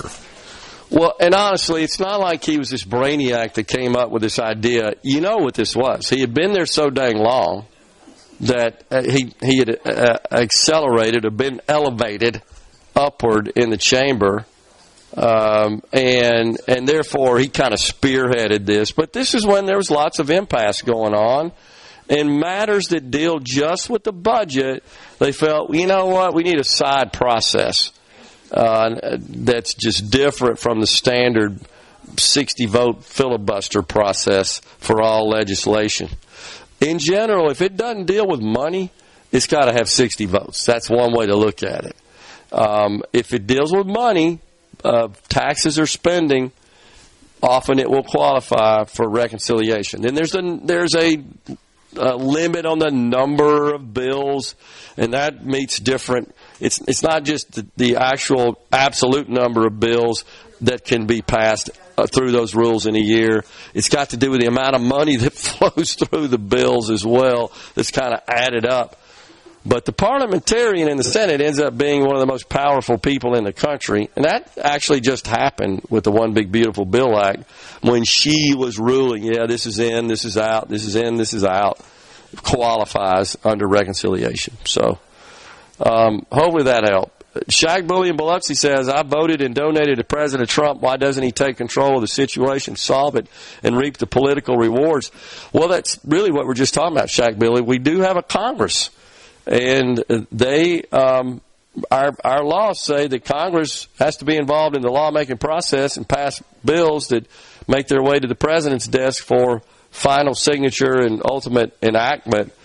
So I'm not a big fan of use of the pen and the phone, as Barack Obama said, and invoking executive order to just completely run the government. If that's the case, we don't need a Congress. We just would elect a dictator. I don't want that. I want the executive branch to be used in accordance with our Constitution, but of course always involve our Congress as it is required to do its job and pass legislation. So only if the Republicans could vote today, by the way, to end the filibuster on a narrow basis just for passing the CR. They could absolutely do that today. And I think that's an idea the president has floated some people argue about that from a legal perspective, but everything I can find says, yeah, they could do that. That's what happened with Supreme Court justices, right, Rhino? That not too long ago that Mitch McConnell then used against them, but the Democrats did that when they were approving justices, again, ending the filibuster on a narrow basis. So, all right, we're stepping aside for a break. We're coming right back with some folks from the Mississippi School of Math and Science. Stay with us.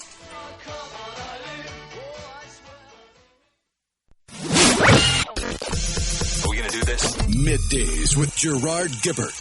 Keep rolling. 3, 2, 1. On SuperTalk, Mississippi.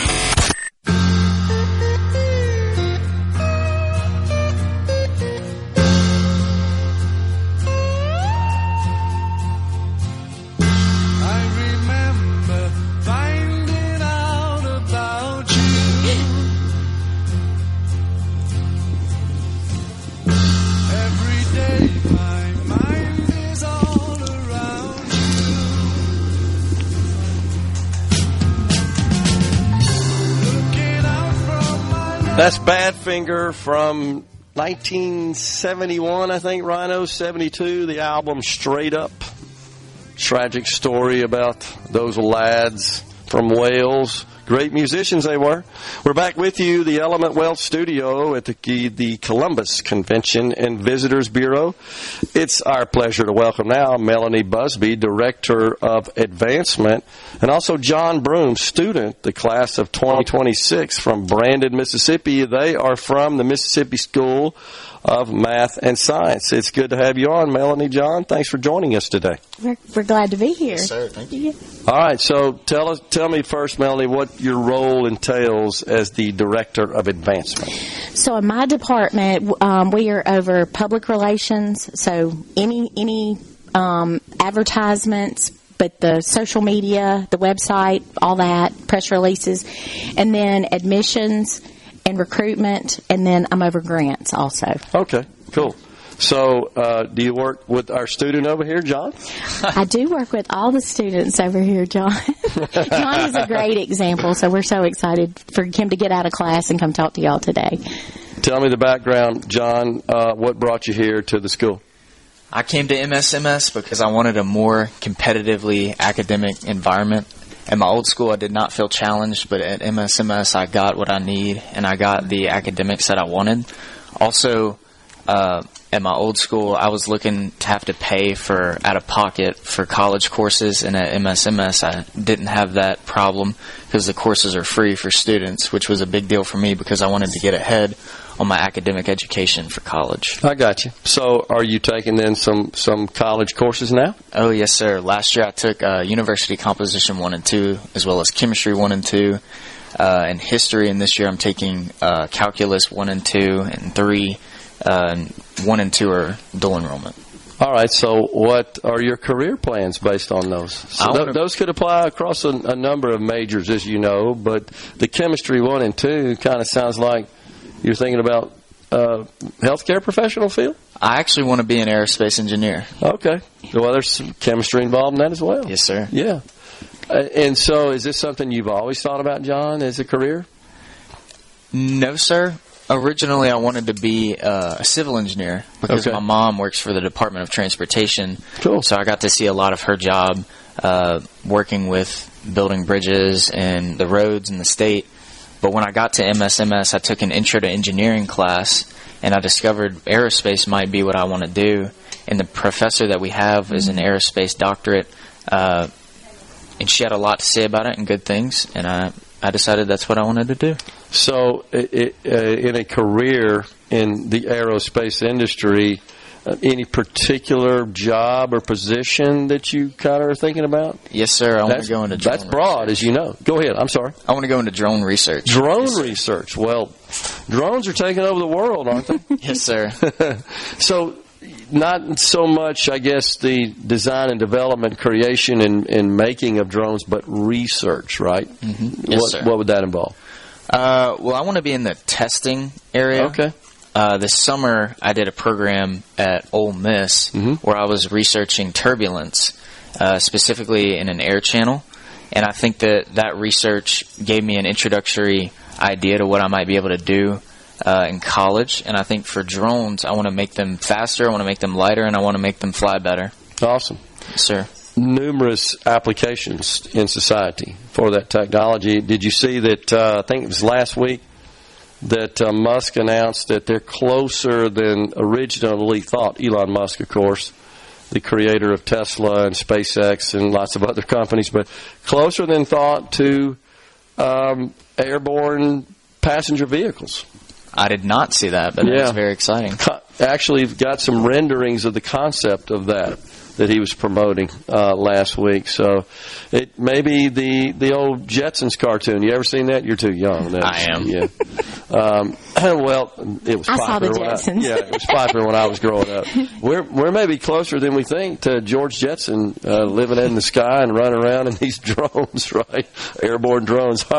Melanie, so one thing I caught out of that is you have an aerospace PhD on the faculty. We do. That's impressive. Yeah, all of our teachers have to have at least their master's degree in their area that they teach, and so a large percentage, I think it's 35%, have their doctorate in what they're teaching. Okay. And so it gives them an ability to be able to talk to the students deeper about whatever the students are interested in. And I asked John on the way over here, I said, why did you choose, I said, what's your favorite thing about school here?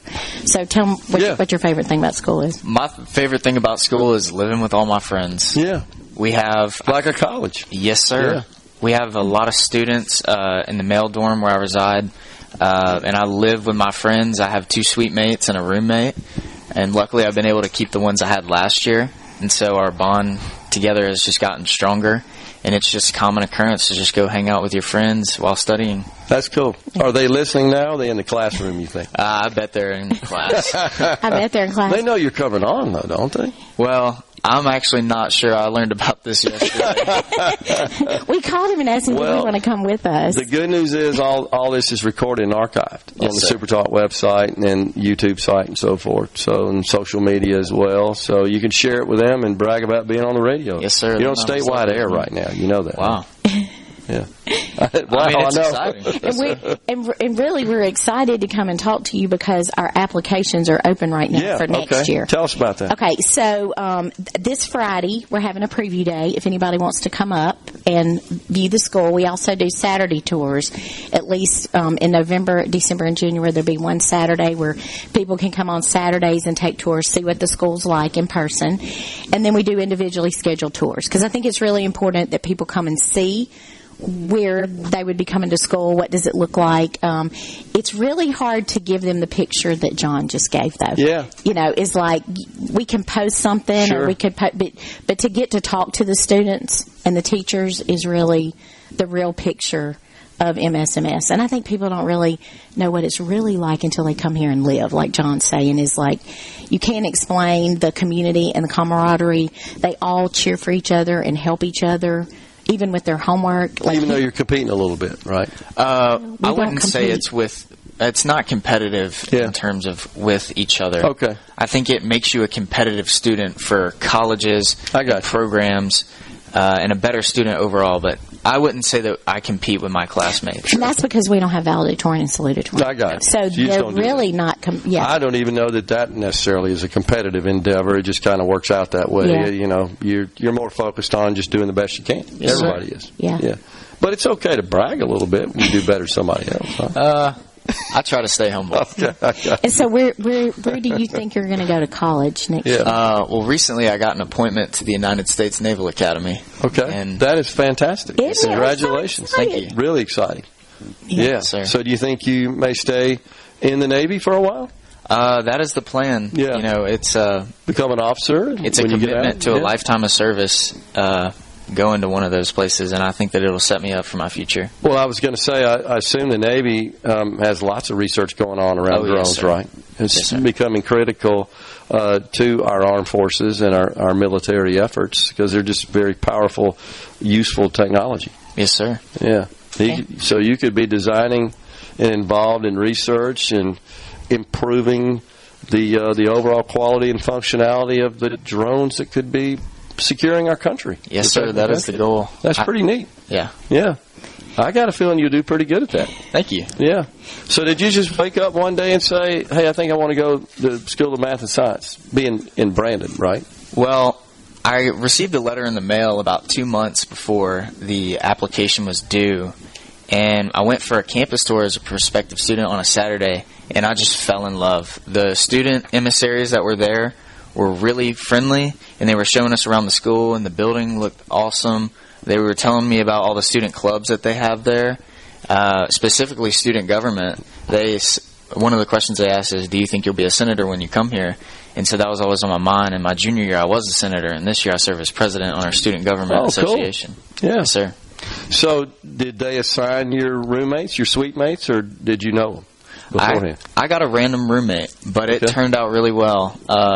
We're inseparable. Oh, that's awesome. Yes, sir. Yeah. And where is that person from? Can you tell us? He is from Brookhaven, Mississippi. Okay. Yeah. Yes, sir. Sure. Lincoln County, Mississippi. So you guys just hit it off and are enjoying your life there at the Mississippi School of Math and Science. Yes, sir. We share a lot in common. That's good. We both love to travel, and we also like soccer, and we like watching soccer. I got you. Yeah. Well, so does Rhino, our producer, that's down in Jackson, that's making all this work. Oh, he's a big soccer fan, yeah, and can tell you a lot about it. But So I'll just give a quick plug. So our application is due February 1st. So if anybody's interested, it is for 11th and 12th graders. So while they're in the 10th grade is when they apply. Gotcha. And so the application's open. We'd love for people to come look at the school and see if it's a fit for them. Sounds perfect. Yeah. Appreciate it. Yeah, we Melody appreciate Busby, you. Director of Advancement. Thanks for coming on. Yeah. And John Broom, a senior at the Mississippi School for Math and Science. Appreciate it, guys. Thank y'all. Thank you. Best of luck to you. Thank you. Coming right back, final segment, Middays from Columbus, Mississippi. Think for a moment about Middays with Gerard Gibert. What? This is so awesome. On SuperTalk, Mississippi.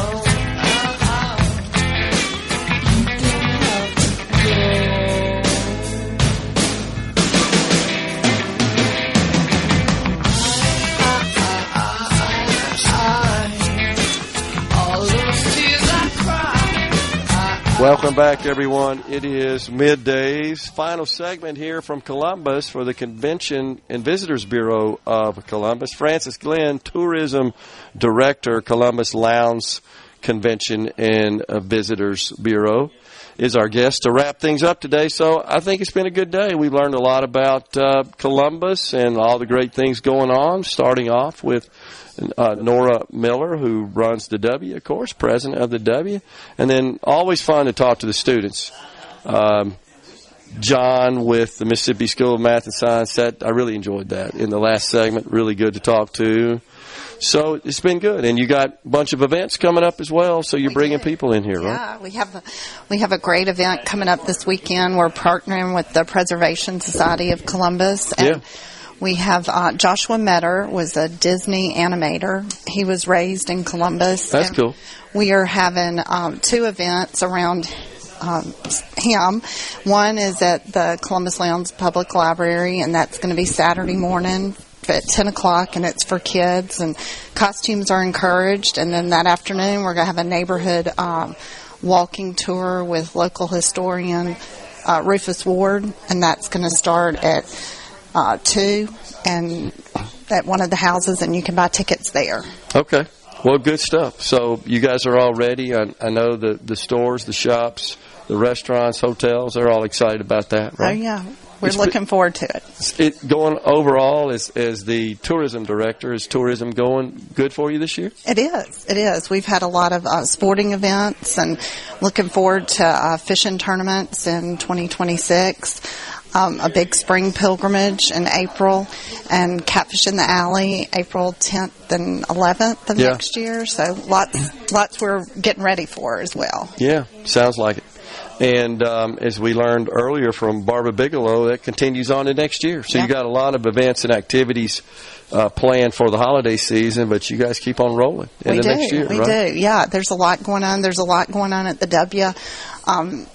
The music department has concerts weekly. They do music in the library. They're having a Christmas orchestra performance. So a lot going on on campus. So that's something I thought about. Do you guys coordinate a bit with the W on some of these activities and events? We do. We do. Our job is to promote all these great activities. So we have a monthly meeting. It's called Tourism Partners, and we all come together. We share the events, what people have going on. It's a great way to get the word out. And, of course, economic development, lots of capital investment in the Golden Triangle area. I would assume that you have benefited from that as well, from a tourism perspective. Absolutely. Absolutely. And not just tourists, of course, people that reside here. New residents and new consumers. That's right. To be tourists of the events. Yeah, good stuff. Anything else you want to tell us about the organization that you work with and just what you do to promote tourism here in Columbus? Well, we just get the word out. Social media is huge for us. And, and we try to keep our website up to date with everything going on. And we're looking forward to, we're going to have a Bassmaster Elite fishing tournament in March of next year. So it's the only stop on the tour in Mississippi. So we're real excited about that. And we're getting ready for events to go along with that. Like I said, pilgrimage is always a big tourist and local attraction. We have 19 homes that'll be open April 7th through the 19th. Okay. Well, that sounds like a lot of stuff. Are there new neighborhoods and subdivisions that are springing up around the area as well? I suspect there are. I was going to say, have you heard? Yeah, I mean, with all the economic development projects going on, right? So, we just had developers announce a new neighborhood. It's going to be built in downtown Columbus. It's called Parkview. We had a meeting yesterday here in our office, Partners in Progress, kind of figuring out how all that's going to work, and it's going to be great. They've have 27 lots for sale. They've sold 11, and it'll just be a great way to get more residents downtown. And, exciting. Things are looking up. It is. Columbus. Always. Got to be excited. That's right. Really nice facility you have here, too. Thank you. We have a beautiful office. Yeah. No doubt. Well, that's a wrap here today. Frances, thanks for joining us. Thank you. Frances Glenn, Tourism Director, Columbus Lounge Convention and Visitors Bureau. Folks, we are wrapping it up. We'll be back in the Element Well studio down in Jackson at SuperTalk headquarters tomorrow. Thanks so much for joining us. Stay safe, and God bless everyone.